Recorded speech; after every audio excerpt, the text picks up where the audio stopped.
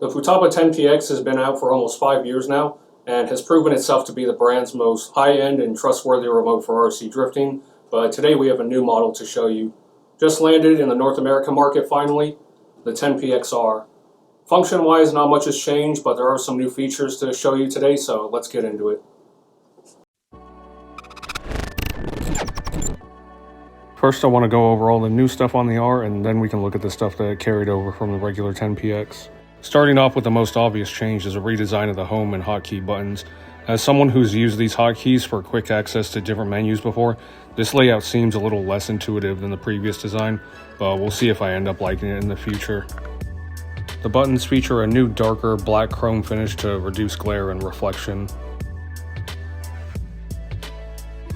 Around the sides of the new buttons is the pilot light, which you can now change between 7 colors: blue, red, violet, green, light blue, yellow, and white.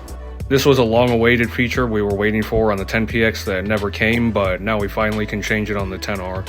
I'm not sure if the backlighting in my older 10PX screen is aging, but it seems like they have updated the color palette for the user interface. They have also gotten rid of the battery indicator and opted just to display your remote battery voltage instead. You can see all these new carbon fiber panels. Futaba has utilized new glass fiber reinforced plastic with new carbon fiber style plates used for the front and rear housings and battery tray lid. More titanium and magnesium hardware has been used for lighter weight and increased rigidity, as well as a redesigned center of gravity balance by moving internal components around. I put both on the scales.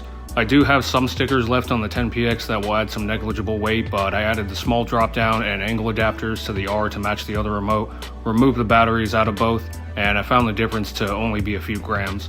Every little bit counts though, right? The steering wheel has a new design. This seems to just be a cosmetic change aside from one feature. If I pull the foam off, we can see 2 holes in the wheel. This is for the new adjustable steering angle adapter. This piece gets installed behind the steering wheel, so you can adjust the steering wheel angle unlimitedly between 32 degrees and 36 degrees without even needing to remove the steering wheel. Previously, only 32 and 34 degree adapters were available. This new adapter will allow you to fine-tune your steering feel. The steering wheel unit also now features ceramic ball bearings for a smoother operation.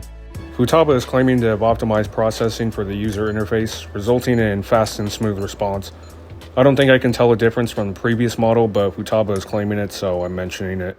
There's some new throttle reduction spacers for the trigger. These are used to reduce the total throw of the throttle side by up to 5, 10, 15, or 20%. The standard and large brake trigger are included, but the 10R introduced this interesting new brake trigger called the 2-finger trigger. By pinching the trigger between 2 fingers, you reduce fatigue, and also since there's no more gap between your finger and the brake, braking is quicker and more stable. Previously, the trigger angle could be placed in 3 positions, middle or all the way left or right. Now it is adjustable freely left and right through this slotted hole. The new dimpled rubber grip offers a nice texture for your hand while holding the remote for long sessions. Small and medium is included, with large being optional. I usually prefer the large grip and even wrap it on top of that, so I may need to pick up the large grip soon. The trim switches around the steering wheel have also been redesigned with a little less pronounced pointed tip and given that black chrome finish from the other buttons. One of the major changes that's been mentioned in the software is the increase of adjustable levels in the response menu. Previously, you were only able to adjust from 6 response levels for steering and throttle. Now you can adjust between 15. This was something highly advertised for racing, but for drifting, maybe we don't adjust it much. Try it out if you feel the throttle or steering is too sensitive and responsive for you. There's a new steering trim memory function. With it, it's possible to save a set trim and to activate it with a switch of your choice. Also advertised for racing to adjust for tire wear or nitro engines, so we probably won't be using this much for drifting either.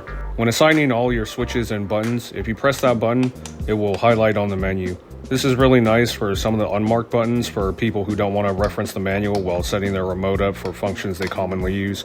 I really like this new feature. Aside from the redesign, we still have the same buttons and switches. Both remotes still offer left-handed support.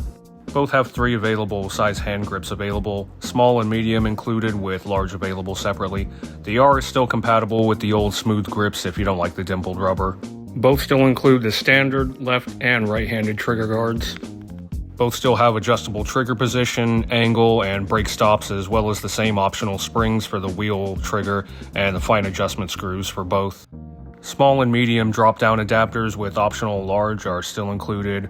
5-degree wheel angle adapters with optional 10 degrees still included. Both still have the micro SD card and USB-C slots behind the antenna for future updates and gaming adaptation, as well as the rear headphone port, wall charger port, and COM port for your Futaba servos. Both are still compatible with the Futaba LF02 wireless inductive charger, as well as having an opening on the battery tray for Futaba's USB rechargeable battery pack with the included battery tray spacer. Both still retain the same protocol compatibility with SFHSS, TFHSS, and F4G receivers. And if you're making the jump from the previous 10PX to the R model and are worried about setting all your existing cars up, you can copy your models to the SD card to copy to your new R. For about the same price as the 10PX, the new R update looks and feels great. Whether or not it's worth it to upgrade if you already have a 10PX, I'll leave that up to you to decide, but I hope this video could shed some insight on the new model.